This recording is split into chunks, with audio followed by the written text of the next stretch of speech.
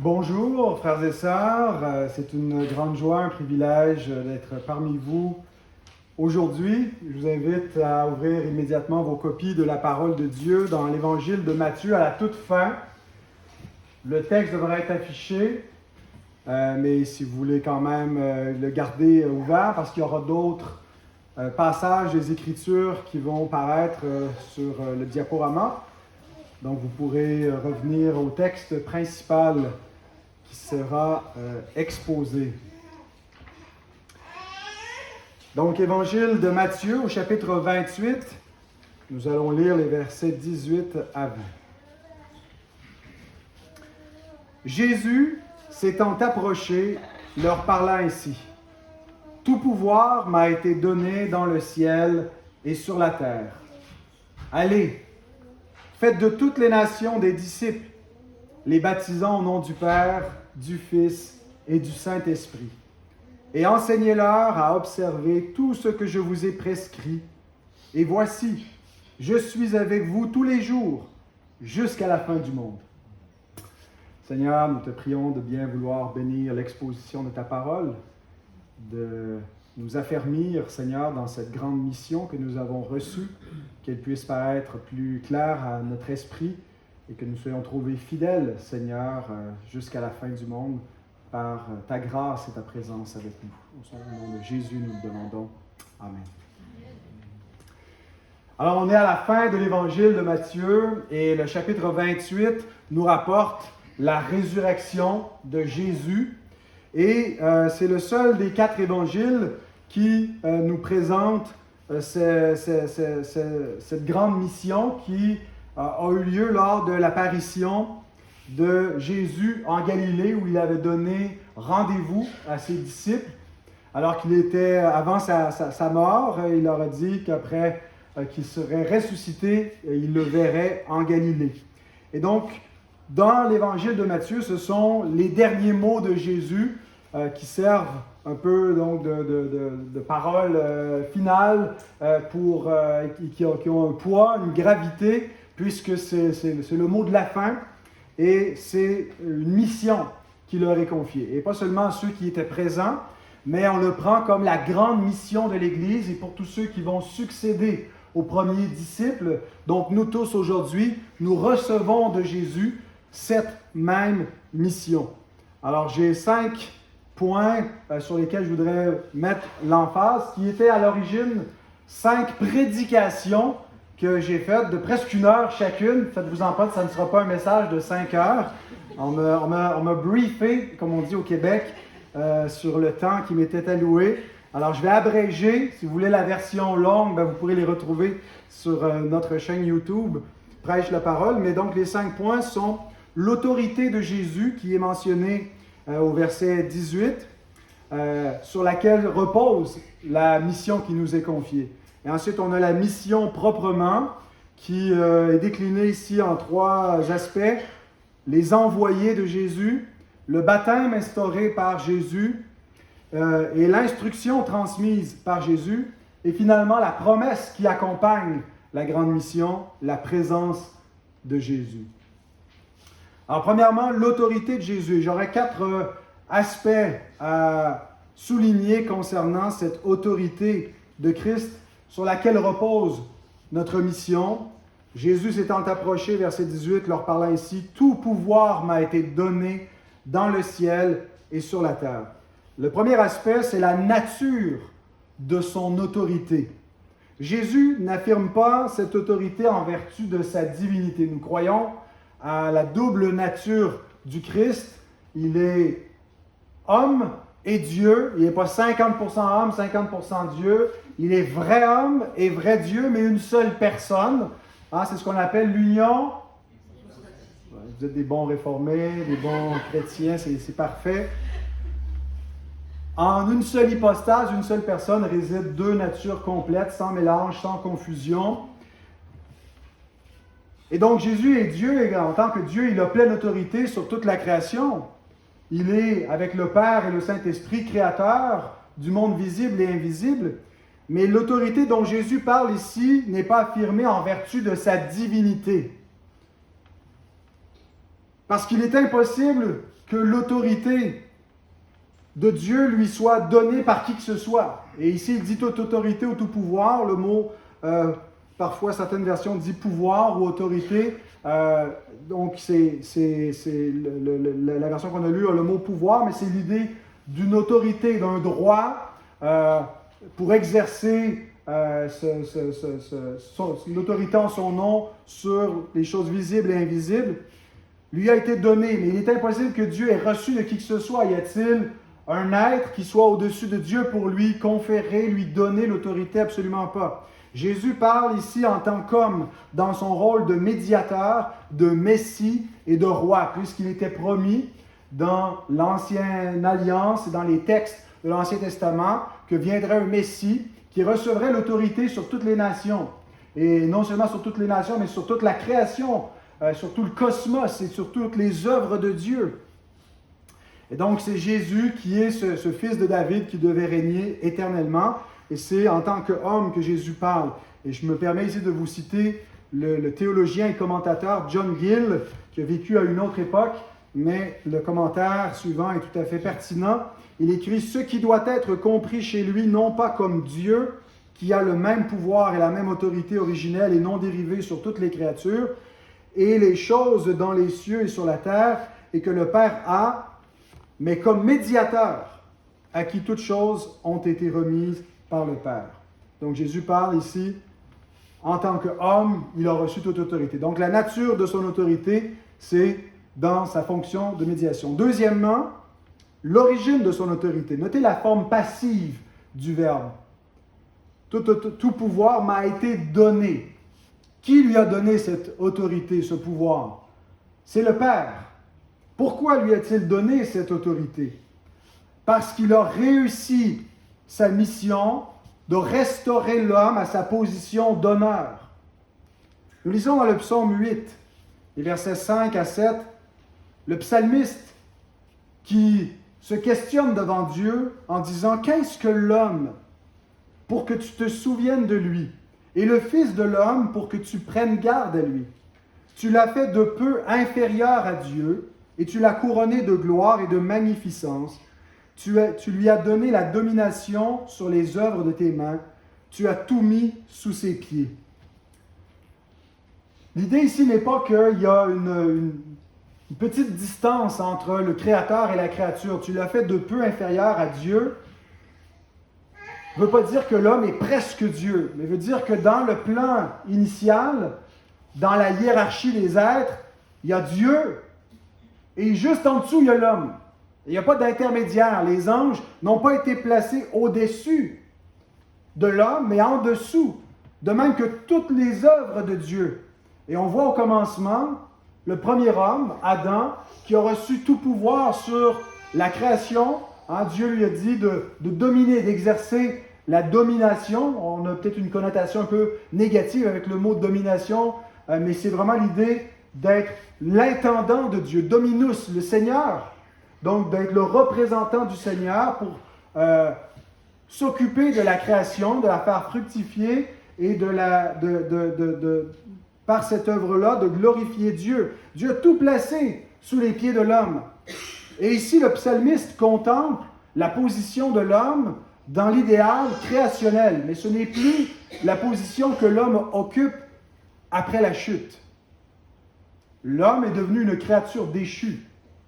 L'homme a tout livré, le pouvoir qu'il avait reçu, sous les pieds d'un pouvoir angélique déchu également, le pouvoir du diable. Lorsque l'homme a été séduit par le diable dans le jardin d'Éden, il s'est soumis à lui, de sorte que Satan est appelé le prince de ce monde. Et lorsqu'il dit que toute l'autorité des royaumes de la terre lui a été livrée, il dit vrai. L'Écriture l'appelle donc le prince de la puissance de l'air. Elle dit que le monde entier est sous la puissance du malin. Mais elle nous dit aussi que le monde à venir ne sera pas soumis à des anges, mais va être restauré, cet idéal du commencement, parce qu'on a dans cette promesse que le monde à venir ne sera pas soumis à des anges, mais à l'homme, parce qu'il a été dit que toute la création a été placée sous ses pieds. Et donc, le Fils de Dieu est venu comme homme et non pas comme ange. Ce n'est pas à des anges qu'il vient en aide, mais c'est à la postérité déchue d'Abraham, qu'il vient secourir en devenant notre frère, en devenant comme nous, en devenant un homme. Il s'incarne pour racheter l'humanité et restituer l'homme à sa position d'honneur. Alors, qui lui a donné ce pouvoir? Le Père. Et pourquoi est-ce qu'il lui a donné? Parce qu'il a accompli sa mission de renverser le prince de ce monde des ténèbres par sa mort. La mort de Christ a été une victoire sur le diable. Il a renversé le diable et sa puissance. Il a renversé la puissance de la mort. Il l'a englouti par sa mort. Il l'a vaincu par la résurrection. Et donc, Christ a reçu cette autorité, cette position d'honneur au terme de cette mission. Et la résurrection est l'affirmation de la victoire. Il a reçu tout pouvoir dans le ciel et sur la terre. Notez que Jésus ne s'est pas incarné comme roi. Bien sûr, il est le fils de David, donc il est en quelque sorte roi par nature. Il est le fils du roi. Mais Jésus a commencé sa mission au bas de l'échelle. L'Écriture nous dit dans Philippiens 2, versets 7 à 11, « Mais il s'est dépouillé lui-même en prenant une forme de serviteur, en devenant semblable aux hommes, et il apparut comme un vrai homme, et il s'est humilié lui-même, se rendant obéissant jusqu'à la mort, même jusqu'à la mort de la croix. » Donc il a commencé comme un simple homme, il est venu comme un serviteur, il est venu pour servir, il a obéi jusqu'à la mort, et même jusqu'à la mort de la croix. Mais notez ce qui suit, c'est pourquoi aussi Dieu l'a souverainement élevé et lui a donné le nom qui est au-dessus de tout nom, afin qu'au nom de Jésus, tout genou fléchisse dans les cieux, sur la terre et sous la terre, et que toute langue confesse que Jésus-Christ est Seigneur à la gloire de Dieu le Père. Alors Jésus a reçu cette autorité après s'être abaissé, mais cet abaissement, c'est son obéissance, sa fidélité, c'est sa victoire qui lui confère le droit finalement de siéger et d'être élevé souverainement au-dessus de tout, de sorte que toutes les créatures, visibles et invisibles, doivent fléchir le genou devant lui, le roi suprême. Toujours vis-à-vis de l'autorité de Jésus, troisième aspect, l'étendue de son autorité. Jésus nous donne la sphère de son règne en disant qu'il a reçu tout pouvoir dans le ciel et sur la terre. Deux sphères qui englobent tout ce qui existe, du monde visible et invisible. Absolument tout lui est soumis à l'exception de celui qui lui a soumis toutes choses. Donc, Dieu n'est pas soumis à l'homme. Et certains parfois utilisent ce verset-là pour dire, voyez, Jésus n'est pas Dieu parce que il est soumis à Dieu. Mais ici, quand il est dit que celui qui lui a soumis toutes choses est excepté, ne lui est pas soumis, c'est parce que c'est en tant qu'homme dont il est parlé ici comme roi. Dieu ne se soumet pas. Il est, bien qu'il soit Dieu un avec le Père, il est aussi comme homme le roi souverain auquel Dieu a soumis toutes choses. Visible et invisible. On insiste parfois beaucoup sur l'aspect invisible, les anges et domination, comme si le règne de Christ était uniquement spirituel. Mais il a reçu aussi tout pouvoir sur la terre. Parmi toutes les autorités du monde, parmi tous les gouvernements de la terre, tous les rois, tous les gouvernements, tous les premiers ministres, il n'y a pas un pouvoir, il n'y a pas une autorité qui est au-dessus du Christ. Ils sont tous en dessous de lui. Ils sont sous le règne de Jésus. Quatrième et dernière remarque concernant l'autorité de Jésus, le but de son autorité, c'est la mission qui suit, au verset 18. Au verset 19, pardon. Au verset 18, Jésus affirme « Toute autorité m'a été donnée ». Et au verset 19, il y a une petite particule en grec qui est le « oun », qui veut dire « ainsi » ou « donc », qui crée une relation, une conséquence avec ce qui vient d'être dit au verset précédent. Donc on pourrait traduire « Toute autorité m'a été donnée dans le ciel et sur la terre, ainsi donc, allez ». En raison de cette autorité, allez. Le point suivant, la grande mission que nous avons reçue comme disciples de Christ repose sur et est une conséquence de l'autorité de Christ. Maintenant, je vous cite un des vôtres, Jean Calvin, puisque Jean Guil, c'est un baptiste, Jean Calvin, c'est un presbytérien. Il dit « Avant de préciser que la charge d'enseigner fut confiée aux disciples, Matthieu indique que le Christ commença par parler de son pouvoir. et cela non sans raison. En effet, une autorité ordinaire n'aurait pas suffi ici, mais un gouvernement souverain et véritablement divin, puisque c'est le royaume de Dieu qu'il reçoit, c'est le règne divin qu'il reçoit, devait être possédé par celui qui leur ordonne de promettre la vie éternelle en son nom, de soumettre le monde entier à son autorité et de publier une doctrine qui subjugue tout orgueil et renverse toute la race humaine. Donc, de quel droit, aujourd'hui, en 2023, osons-nous appeler les hommes et les femmes à la repentance? Pour qui est-ce que nous nous prenons, nous, pour aller dire aux gens qui ne mènent pas une bonne vie, qui doivent se repentir de leurs péchés et venir confesser leurs fautes et implorer le Christ pour qu'il soit miséricordieux à leur égard et leur accorde la vie éternelle au nom de l'autorité de Jésus. Ce n'est pas en notre propre nom, ce n'est pas en vertu de l'influence de l'Église ou d'une permission spéciale que nos autorités civiles nous accordent, c'est Jésus lui-même qui a reçu toute autorité dans le ciel et sur la terre, qui nous commande d'aller annoncer ce règne et d'aller appeler tout homme, toute femme, toute personne à entrer sous son règne. Notre mission repose sur son autorité. Il n'y a aucune autorité qui est légitimement établie parmi les hommes pour ce qui lui est confié par Dieu comme autorité civile pour approuver le bien et punir le mal, mais il n'y a aucune autorité qui peut légitimement nous empêcher de prêcher l'Évangile. Et s'il y a une autorité sur terre qui veut empêcher les chrétiens de proclamer le nom de Christ, d'annoncer le salut en son nom et restreindre ce discours, nous devons désobéir, comme les apôtres ont fait lorsqu'on leur a interdit de prêcher en ce nom. Il vaut mieux obéir à Dieu plutôt qu'aux hommes. Nous devons nous soumettre aux autorités, respecter les autorités, leur obéir en toutes choses légitimes qu'ils nous commandent, mais il n'y a pas une autorité au-dessus de celle de Christ qui peut nous empêcher de faire cette mission. C'est à lui que nous devons notre première allégeance. Donc la grande mission qui nous est confiée est de conquérir le monde, rien de moins. C'est la dernière conquête, c'est l'ultime conquête. Vous savez, il y a eu déjà une conquête typologique dans l'Ancien Testament avec Josué. Mais elle s'est faite avec des armes charnelles pour soumettre des nations qui étaient là physiquement devant elle, pour préserver aussi la lignée, la postérité physique.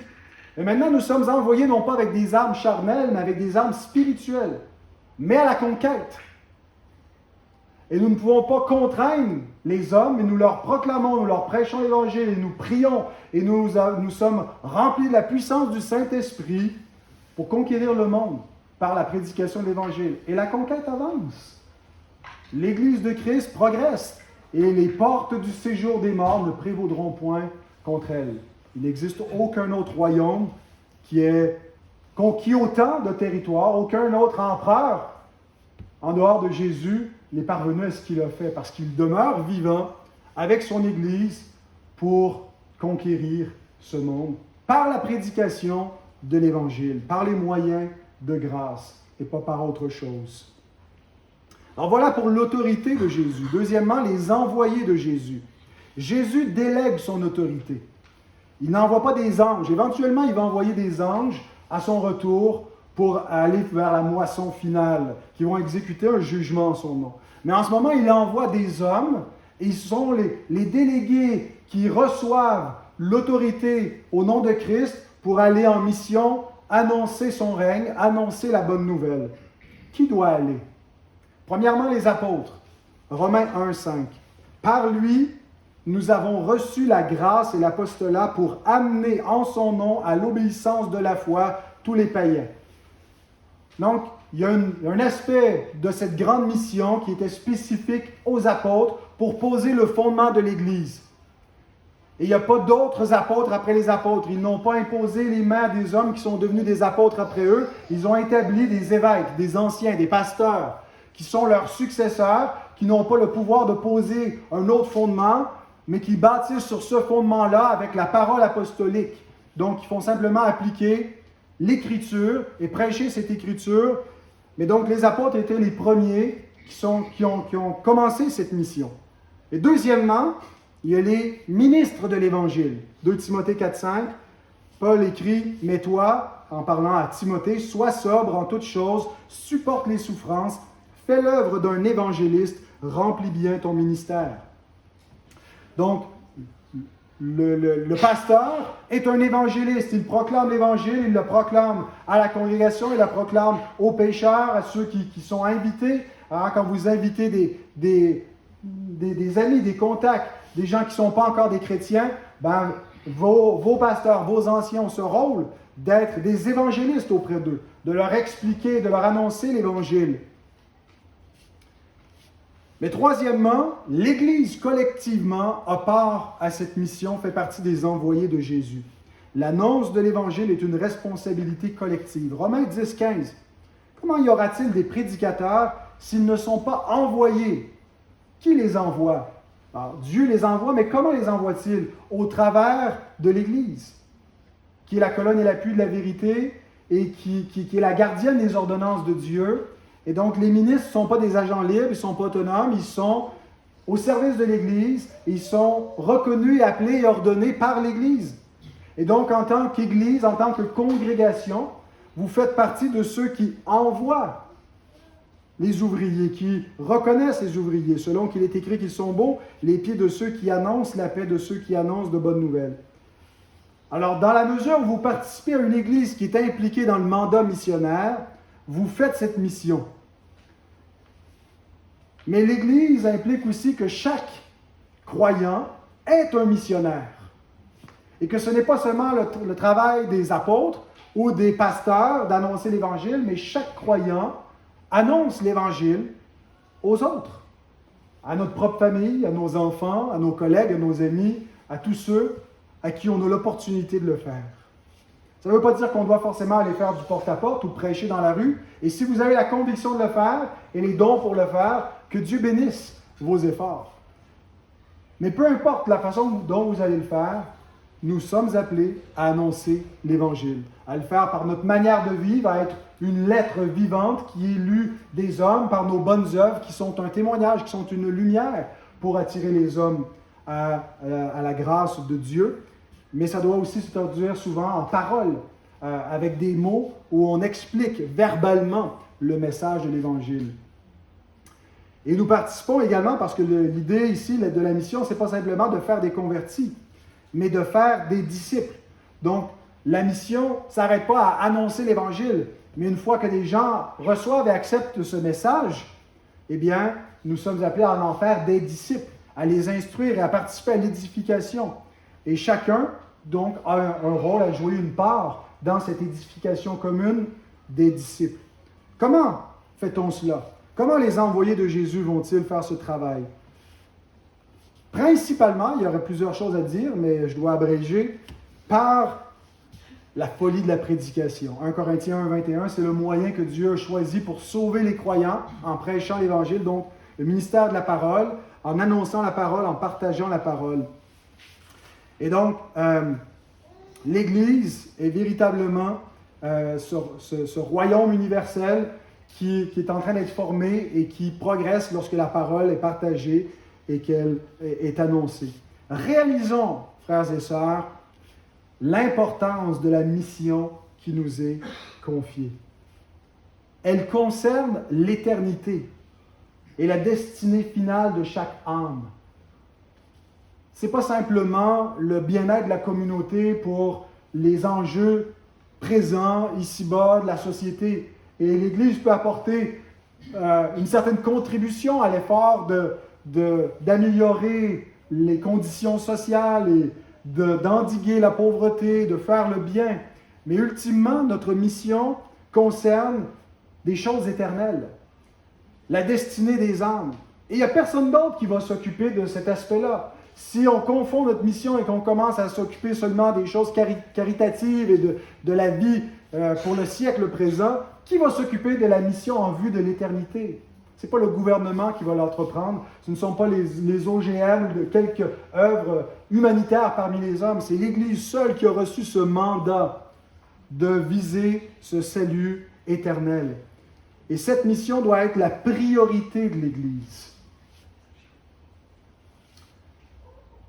Troisième aspect dans ce texte, le baptême instauré par Jésus. N'ayez pas de crainte, je ne vais pas trop m'étendre sur ce point.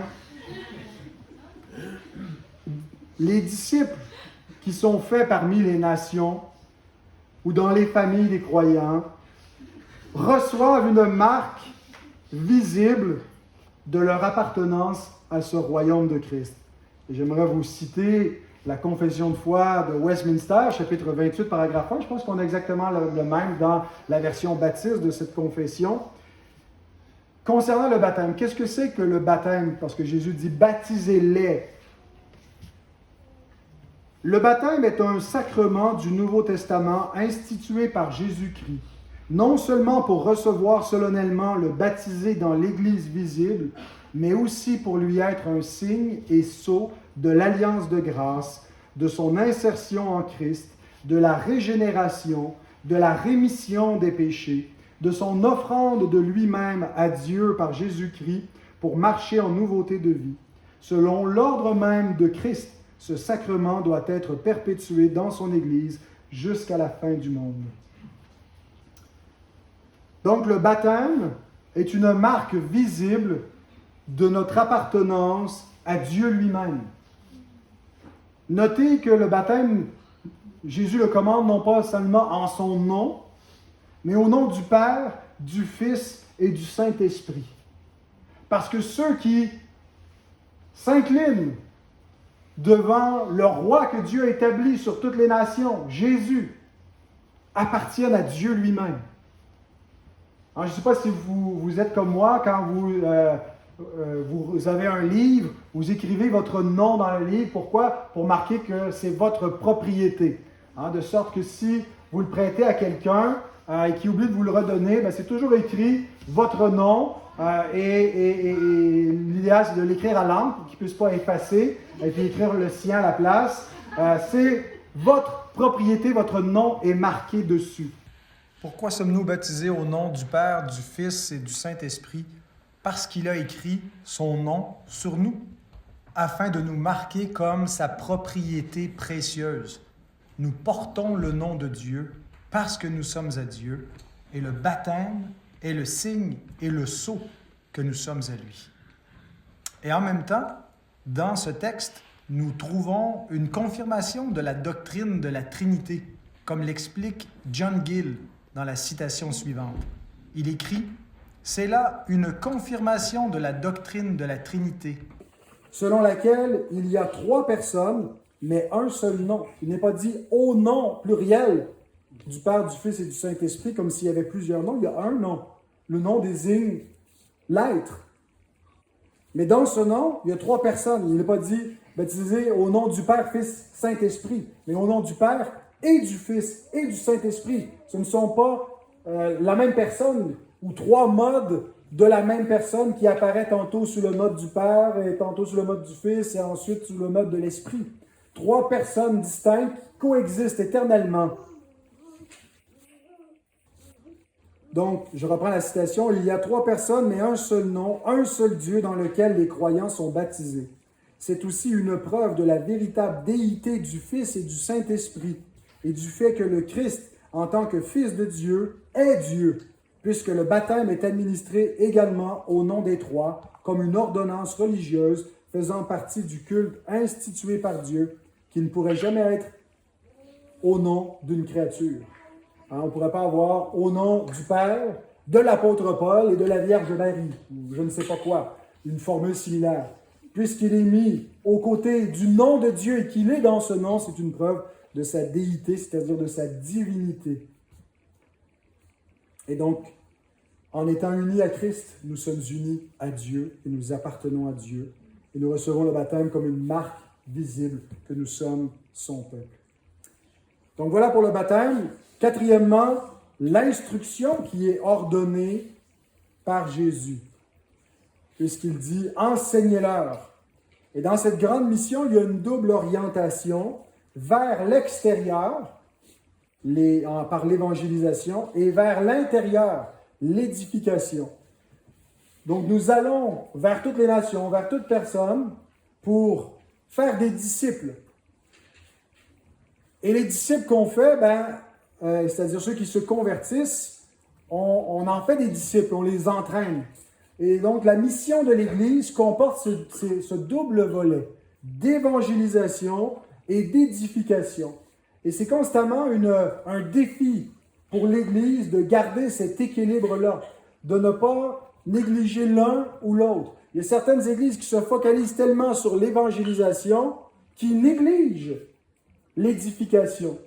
Et on change le culte dominical en faisant un culte d'évangélisation et on ne nourrit pas les croyants, et de sorte qu'on reste toujours dans l'abécédaire et dans le stade élémentaire de la foi parce qu'on essaie toujours d'évangéliser et très peu d'édifier.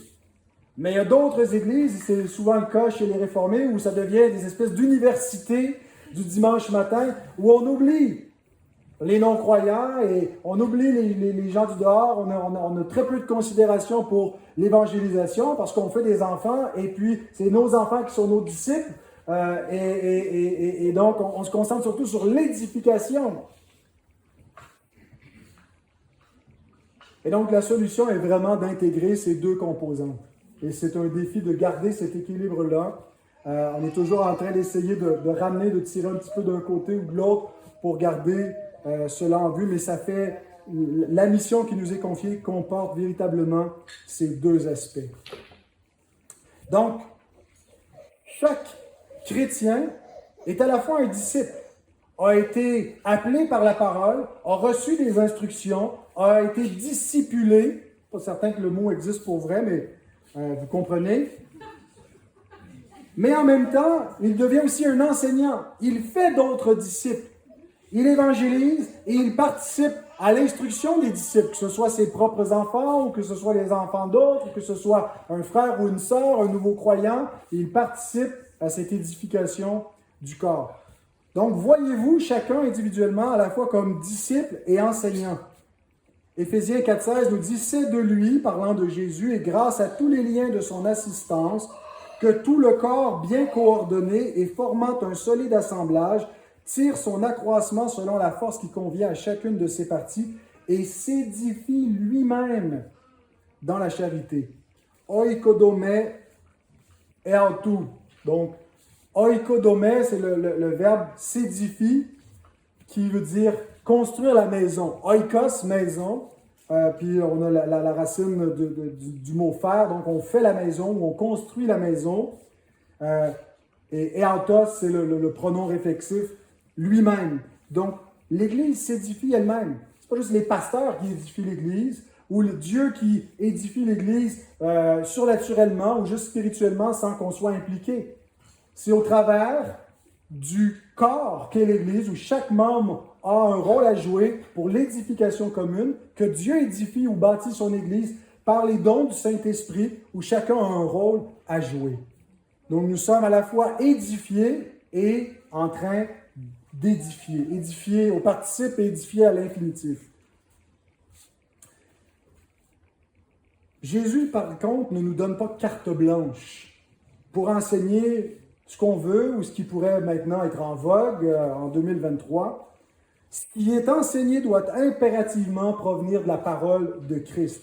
Il ne dit pas « enseignez-leur », mais enseignez-leur tout ce que je vous ai prescrit. Ce qui implique qu'on ne doit, rien négliger et rien ajouter à la parole du Christ, qui est la parole de Dieu. L'ensemble des Écritures, c'est la parole de Christ. Donc, on ne doit rien négliger.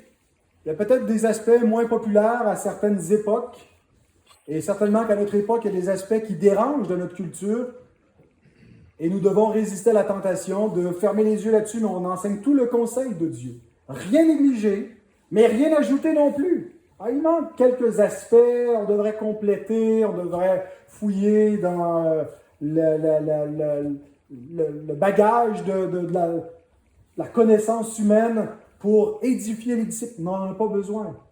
La suffisance des Écritures, on n'ajoute rien. Donc, cet aspect-là vaut autant pour le papisme où peut-être certains aspects de la doctrine ont été négligés, mais surtout on a ajouté aux Écritures que le prophète local ou régional, qui parfois aussi délaisse l'Écriture. Mais en même temps, ce travail révèle la nature de l'Église. Plusieurs attendent de l'Église qu'elle réponde à tous leurs besoins, qu'elle soit un club social ou qu'elle réponde à leurs besoins matériels. Et il y a un certain devoir, bien entendu, où on doit veiller les uns sur les autres et s'assurer de prendre soin les uns des autres, de partager. Mais le but premier de l'Église est de répondre à un besoin spirituel avec la parole de Dieu. Et pas de répondre à tous les besoins, de se substituer et à la famille, et à l'État. Elle va être une famille, elle va être un gouvernement. Et à mesure que l'Église grandit, elle va pouvoir servir davantage, avoir plus de dons par les membres qui sont présents et qui peuvent contribuer à l'édification commune. Mais la chose primaire, c'est le ministère de la parole de Dieu qui va répondre aux besoins fondamentaux de l'homme, qui est un besoin spirituel. Et à partir de là, d'autres choses vont s'ajouter à ce que l'Église peut faire. Mais ce qu'on doit rechercher premièrement et ce dont on doit s'attendre de l'Église premièrement, c'est de recevoir l'instruction que Christ a confiée aux disciples. Enseignez-la. Pas divertissez-les, flattez-les, enseignez-leur à observer, dit Louis II, à garder, dit Darby, à obéir, la Sommeur, à mettre en pratique, second 21, à pratiquer. Donc, vous voyez un peu la couleur, le champ sémantique du verbe qui est employé, c'est le verbe théréo en grec, qui est traduit ici par « à garder ». Nous gardons et nous défendons la saine doctrine, mais garder les commandements, ça veut dire nous y obéissons. Donc, garder son enseignement veut dire apprendre, défendre, comprendre la saine doctrine, mais veut dire aussi obéir, se soumettre aux commandements.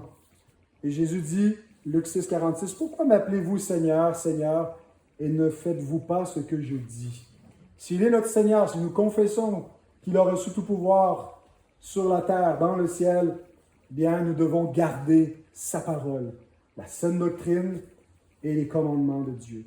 Et finalement, nous avons une promesse qui accompagne cette mission, la présence de Jésus. Jésus ne nous laisse pas seuls pour faire cette mission.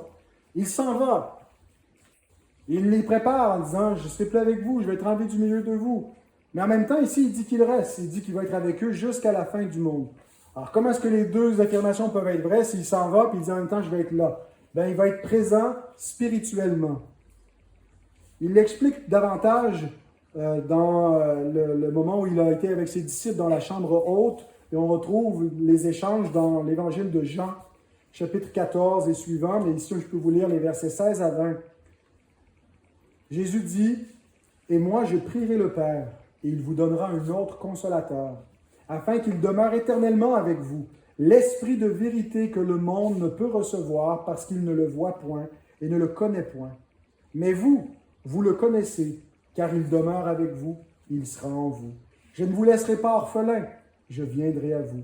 Encore un peu de temps et le monde ne me verra plus, mais vous, vous me verrez, car je vis et vous vivrez aussi. En ce jour-là, vous connaîtrez que je suis en mon Père, que vous êtes en moi et que je suis en vous. » Qu'est-ce que tout cela veut dire?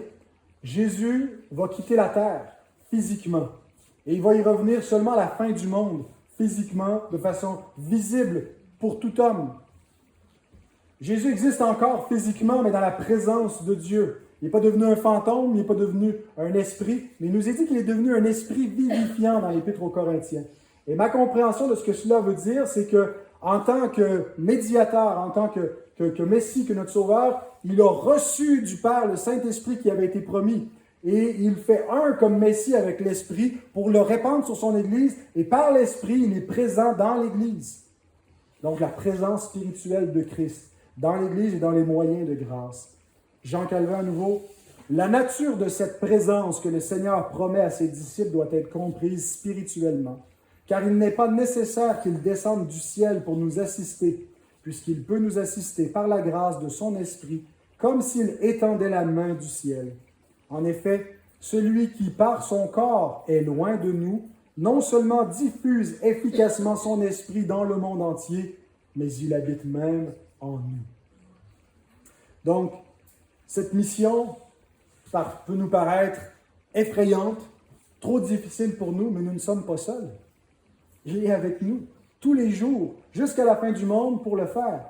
Et donc, il a une présence spirituelle, mais aussi alliantielle avec nous. 3 moyens par lesquels Jésus manifeste sa présence dans son Église, qui sont les marques de l'Église visible. La proclamation de sa parole, l'application de ses sacrements et la pratique de la discipline. Et ces 3 marques de l'Église visible par lesquelles Jésus manifeste sa présence, il est présent lorsqu'on proclame sa parole, lorsqu'on applique ses ordonnances, qu'on les pratique et qu'on pratique la discipline, selon ce qui est dit dans Matthieu 18, que ce qu'on va lier sur la terre va être lié dans le ciel et qui est là où 2 ou 3 sont présents, je suis au milieu d'eux, correspondent aussi aux 3 commandements de la grande mission. Allez, faites de toutes les nations des disciples, c'est en proclamant la parole, baptisez-les, c'est les ordonnances, et enseignez-leur à observer, donc c'est la discipline de l'Église. La discipline non seulement corrective, mais, c'est quoi l'autre terme? La discipline proactive où on fait des disciples. Donc, c'est la présence de Christ dans l'Église qui fait de celle-ci une communauté si précieuse. Une communauté sainte. Et on pourrait avoir l'impression cependant que Jésus est présent seulement lorsque l'Église est réunie. Mais Jésus ne dit pas « Je suis avec vous tous les dimanches ». Chaque premier jour de la semaine seulement, le jour du Seigneur. Il est présent d'une façon spéciale dans les ordonnances dominicales. Mais il dit « Je suis avec vous tous les jours, jusqu'à la fin du monde ». Sa présence est constante. Parce que la mission est constante. Nous sommes constamment en mission, pas seulement le dimanche. Et il est avec nous individuellement, avec nous collectivement. Et cette promesse qui est donnée à la toute fin de l'Évangile nous a été aussi révélée au tout début de cet Évangile, Matthieu 1, 23. « Voici, la Vierge sera enceinte, elle enfantera un fils, et on lui donnera le nom d'Emmanuel, ce qui signifie Dieu avec nous. » Jésus est Dieu avec nous jusqu'à la fin du monde. Que le Seigneur bénisse sa parole. Amen.